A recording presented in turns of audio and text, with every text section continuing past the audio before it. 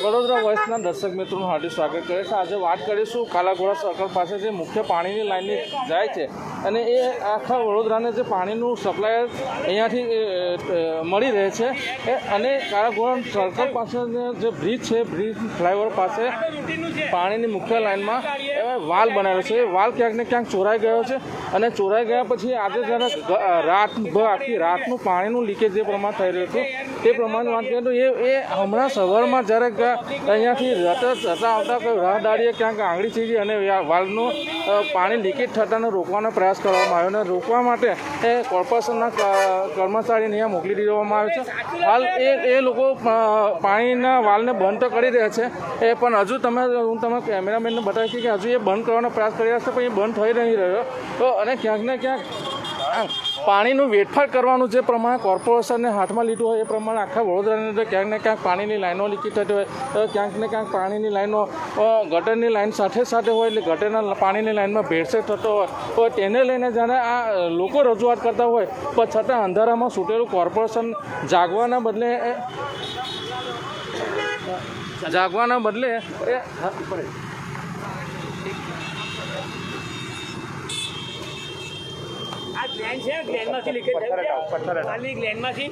Hello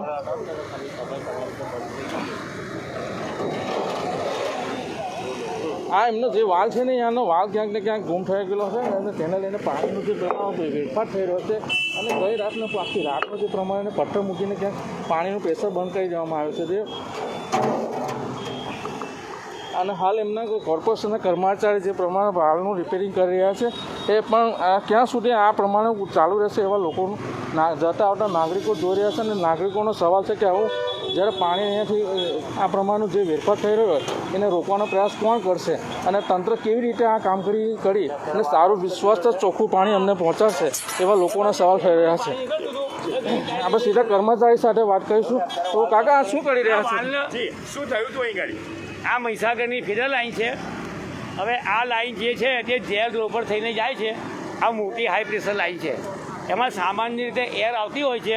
આ જો air કાઢવામાં ના આવે અને એ તો પછી જેલ રોડ પર BSNL રોડ પર મોટું ભંગાણ પડે એટલા માટે એક સેફ્ટી પોઈન્ટ ઓફ વ્યૂથી અહીંયા આગળ એર કાઢવા માટે રિલીઝ રાખેલું છે, જેમાંથી એર નીકળી અને પાણી નીકળ્યું હતું કે અત્યારે વાલની ગ્લેન્ડમાંથી પાણી નીકળતું હતું જે ગ્લેન્ડ અમે રૂટીનમાં મેન્ટેનન્સ કરતા હોઈએ છીએ એટલે ગ્લેન્ડ હવે ભરી દીધી છે એટલે પાણી બંધ થઈ ગયું છે। આ વાલ જે છે ચોરાઈ ગયેલો હતો, અમારી પાસે વિઝ્યુઅલ છે વાલ હાજર જ છે। આ વાલની ગ્લેન્ડ જે હોય છે એમાં શું હોય છે કે એની અંદર અમે ગ્લેન્ડ પેકિંગ ભરતા હોઈએ છીએ અને જનરલી એ લીકેજ થતી હોય છે। હવે રૂટીન પ્રમાણે મેન્ટેનન્સ કરતા હોઈએ છીએ એટલે અમારી જે ગ્લેન્ડમાંથી લીકેજ હતું એ બંધ કરી દીધું છે। કેટલા કલાકથી આ પાણી અમને જેવો મેસેજ આવ્યો અમે તરત જ આવી ગયા।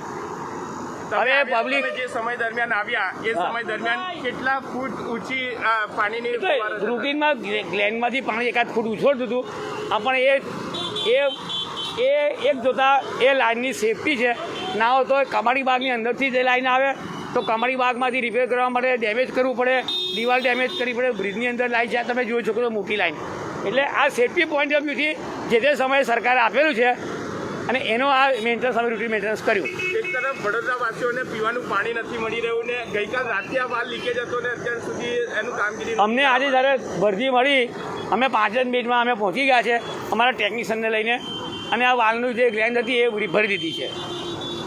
અને પાણી તો વડોદરામાં અમારી પાસે ફરિયાદ આવે એટલે અમારી ફરજ પ્રમાણે અમે દરેકનું સોલ્વ કરીએ છીએ અને એનો નિકાલ કાયમી ધોરણે અમે લાવીએ છીએ।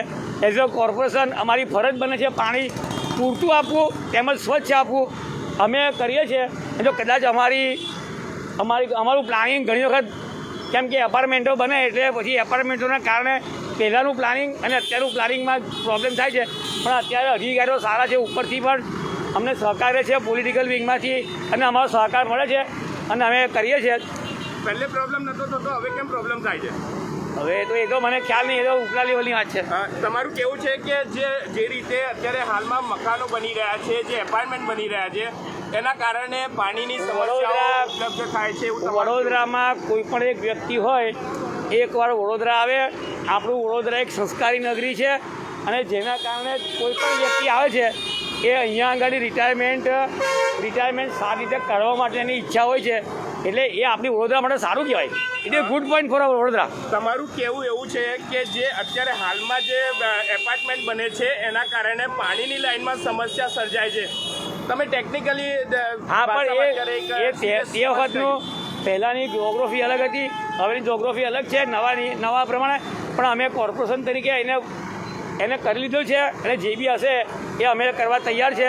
અને બધી રીતે પબ્લિકનો સહકાર મળે છે, બધાનો સહકાર મળે, તમારા જેવા પત્રકારો બી સહકાર મળે છે અમને. અધિકારીઓનો સહકાર નથી મળતો? ના, બધાનો સહકાર છે.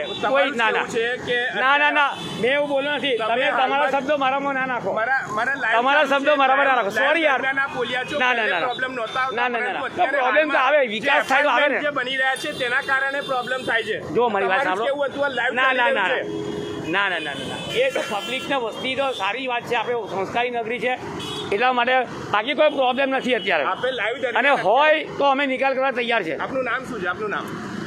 મારું નામ બિપિન રાણા, આસિસ્ટન્ટ એન્જિનિયર.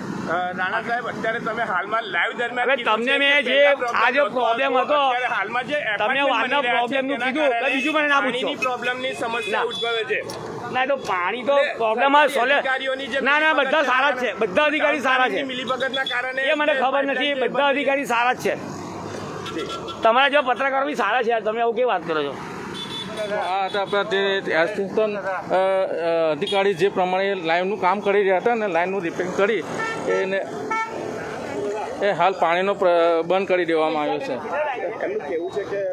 એમનું કહેવું છે કે વડોદરા શહેરની અંદર એ જે પ્રમાણે પાણીનો સ્ત્રોત આવતો હોય એના વધુ પ્રમાણમાં એપાર્ટમેન્ટો બની રહ્યા, આઉટ સાઈડમાં જે પ્રમાણ બની રહ્યા એ જે બની રહ્યા ને એમાં પાણીનો વધારે જરૂરિયાત પ્રમાણેની પાણી જો હોય તેને લઈને પ્રેશર ઓછું થતું હોય અને એ વધુ પ્રમાણમાં પ્રેશર આવવાના લીધે અહીંયાથી એર આવી જાય છે અને એર આવી ગયા પછી પાણીનું લીકેજ થતું હોય એવું એમનું કહેવું છે. એટલે ક્યાંક ને ક્યાંક ટાઉન પ્લાનિંગ આ પાણીની લાઈનો જે વર્ષો પહેલાં નંખાયેલી છે એ વર્ષો પહેલાં નંખાયેલી પાણીની લાઈનોને ચેન્જ કરવાને બદલે ક્યાં તો બીજી લાઈન નાખવાને બદલે એકની એક લાઈનને વર્ષો સુધી ચલાવી રાખવાને લઈને આ પાણીની ઓછું પ્રેશર આવ્યું છે અને ઓછા પ્રેશરને લઈને જ્યાં ત્યાંથી વધુ પ્રેશર છોડવામાં આવે છે અને વધુ પ્રેશરને લઈને અહીંયા લીકેજ થતું હોય. એટલે આજુબાજુના ટાઉન પ્લાનિંગના જે અહીંયા જે હાલ રિપેરિંગ કરવા આવ્યા છે એમનું સ્પષ્ટ કહેવું છે કે ક્યાંક ને ક્યાંક આ સરકારી અને ટાઉન પ્લાનિંગ કે જે પ્રમાણે એના વહીવટદાર છે વહીવટોની કચાશ છે કે જે પ્રમાણે એપાર્ટમેન્ટોને જે પ્રમાણે સોસાયટીઓ બને એ પ્રમાણે એમને આ પાઇપલાઇનનો પણ ચેન્જિંગ કરવું જોઈએ. જે રીતે એમનું કહેવું છે કે જે હાલમાં જે કામગીરી થઈ રહી છે એના કારણે પાણીની સમસ્યાઓમાં પ્રોબ્લેમ થાય છે, લોકોને પાણી નથી મળતું. બિલકુલ સાચી વાત છે કે અહીંયા કે જે પ્રમાણે સોસાયટીઓ બની રહી, જે પ્રમાણે એપાર્ટમેન્ટો બની રહ્યા અને જે પ્રમાણે વસ્તીનું ધોરણ વધી રહ્યું એવા વસ્તીના ધોરણને પ્રમાણે જરા પાણીની જરૂરિયાત ઊભી થતું હોય અને એ લોકો તમામ લોકો જ્યારે અહીંયા કોર્પોરેશનમાં પાણીનો વેરો ભરતા હોય એટલે સ્વાભાવિક છે કે એમની માંગ પણ એ પ્રમાણે જ હોય. પણ એકની એક લાઈન જે વર્ષો પહેલાં નંખાયેલી પાઇપલાઇન છે અને વર્ષો પહેલાં નંખાયેલી પાઇપલાઇન આજે જરૂરિયાત પ્રમાણે મોટી કરવાની હોય જ્યાં તો ક્યાંક તો એમને બીજી લાઈન નાખવાની હોય પણ બીજી લાઈન ન નાખીને એકની એક પાણીની લાઈન ચલાવી રહ્યા હોય અને એ પાણીનું પ્રેશર ઓછું વધુ થવાને લીધે આ સમસ્યા સર્જાય છે અને તેને લઈને ક્યાંક ગંદુ પાણી મળી રહે છે, ક્યાંક ને ક્યાંક પાણીનો વેડફાટ થાય છે. અત્યારે શું સ્થિતિ છે પાઇપની? અત્યારે પાઇપ તમને જુઓ કે વર્ષો પહેલાં નંખાયેલી જે પાઇપલાઇન છે એ પાઇપલાઇન હાથે તમે જુઓ તો એ બિલકુલ ખરાબ થઈ ગયેલી છે. એનું જે ઉપરનું સિમેન્ટનું જે કોન્ક્રીટનું બનાવેલું પડ છે પડ પર તૂટી ગયેલું છે અને એના તાળ આવી ગયા છે ને એટલે આખી પાઇપલાઇન ડેમેજ થઈ ગયેલી છે. હવે જરૂરિયાત છે કે આખી પાઇપલાઇન બદલવામાં આવે અને આની સામે જરૂરિયાત પ્રમાણેની મોટી પાઇપલાઇન નાખવામાં આવે. રાણા સાહેબ, તમને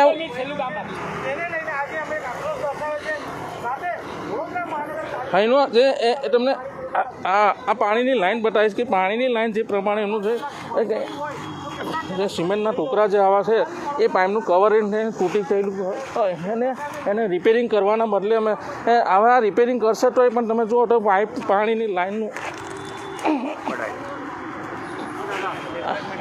લોખંડના ટુકડા જુઓ કે આ પાણી લાઈન બિલકુલ ખરાબ થઈ ગયેલી છે અને હવે પછી લગભગ આ થોડા ટૂંકા સમયની અંદર આ પાઇપલાઇન ક્યાંકથી ફાટશે ને બધું પાણી લીકેજ થઈ જશે.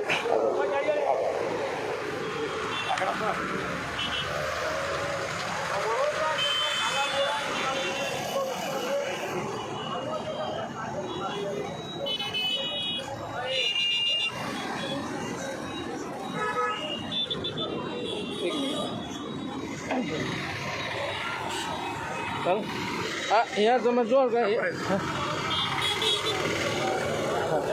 અહીંયા જો તમે બતાવું તમને કે પાણીની લાઈન જે પ્રમાણે છે કે જે પ્રમાણેનું આગળનું તમે કે વર્ષો પહેલાં કરાયેલું જે કોટિંગ છે એ કોટિંગનું સિમેન્ટનું એમને વર્ષો પહેલાં રિપેરિંગ કર્યું ને આ પ્રમાણનું એમનું કોટિંગ હોય અને આ જે પ્રમાણે આની જે મજબૂતાઈ હોય તો એ વર્ષો પહેલાં જૂની પાઇપલાઇન થઈ ગયેલી હોય તેને લઈને એના કાટ આવી જાય છે અને પાઇપલાઇન બિલકુલ ખરાબ થઈ જાય છે જેને લઈને આ ભવિષ્યમાં આ પાઇપલાઇન હવે તૂટી જવાના સંભવ છે. તમને હજુ એની આગળની લાઈન બતાવવાનો પ્રયત્ન કરીશ કે આગળની લાઈન જોઈએ આપણે. બંધ કરજો.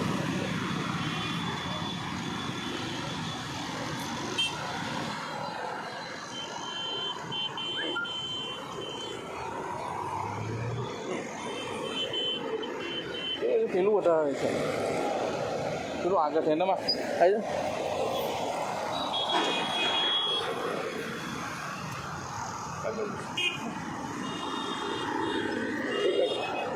ચાલો અહીંયા જે એ જ લાઈન છે જ્યાંથી પાણીનું લીકેજ થયું છે, જ્યાંથી વાલ ખરાબ થયો છે, ક્યાંક વાલ તોડાઈ ગયો છે અને જે પાણીનું લીકેજ થયું છે એ જ પાઇપલાઇનની સાથે કનેક્ટેડ આ પાઇપ છે અને પાઇપની તમે જુઓ તો પાઇપની શું સ્થિતિ છે કે જે પાઇપને વર્ષો પહેલાં નાખેલી પાઇપના ઉપર સિમેન્ટનું કવર બનાવેલું હોય એ કવર આજે તૂટી ગયું છે.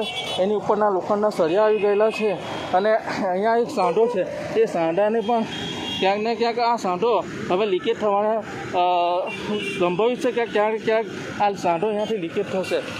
એટલે આખી લાઈન છે આવી એક જગ્યાએ લાઈન છે જે આ કહેવાય છે કે આ મહીસાગરથી પાણી ફાજલપુર મહીસાગરથી પાણી અહીંયા લાવવામાં આવે છે અને એ પાઇપલાઇન ક્યાંક ને ક્યાંક આ પ્રમાણે જો આઉટસાઇડમાં બનાવેલી હશે તો એમાંથી ક્યાંક ને ક્યાંક આવી રીતે ડેમેજ થયેલી પાઇપોમાંથી પાણી લીકેજ થતું હશે કે થઈ રહ્યું છે એ આવનારા દિવસોમાં રિયાલિટી ચેક કરવામાં આવશે અને અમે આનું રિયાલિટી ચેક કરી અને સમગ્ર પાઇપલાઇન અને આમાં જે થઈ રહેલો ભ્રષ્ટાચાર અને આમાં જે કરી રહેલા કામ જે કરી રહેલા છે એ અધિકારીઓની સામે કાયદાકીય પગલાં લેવાના પ્રયાસ રૂપે અમારી ટીમ આગળના પગલાં ભરશે.